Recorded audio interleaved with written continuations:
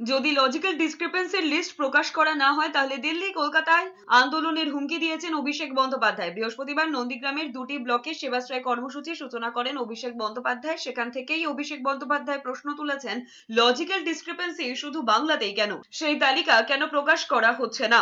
তালিকা প্রকাশ করা না হলে আন্দোলনের হুঁশিয়ারি দিয়ে অভিষেক বন্দ্যোপাধ্যায় চ্যালেঞ্জ করেছেন, ক্ষমতা থাকলে আটকে দেখাক।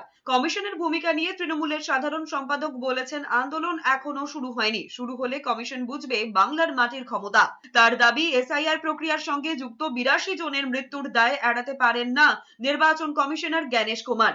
বিএলওদের ইস্তফা দিতে বলা নিয়েও প্রশ্ন তুলেছেন অভিষেক বন্দ্যোপাধ্যায়। এরপরই কার্যত চ্যালেঞ্জ করে বলেছেন, ক্ষমতা থাকলে তার নামে এফআইআর করুন। কেন্দ্রীয় নির্বাচন কমিশন, যেটাকে আমরা বিজেপির সহচরী বা বিজেপির সহকর্মী বা সহচরী সংস্থা, সহকারী সংস্থা বলে দাবি করছি, তারা যদি লজিক্যাল ডিসক্রিপেন্সি লিস্ট পাবলিক না করে, জনসমক্ষে না আনে, তাহলে আন্দোলন হবে। আন্দোলন কলকাতাতেও হবে, দিল্লিতেও হবে।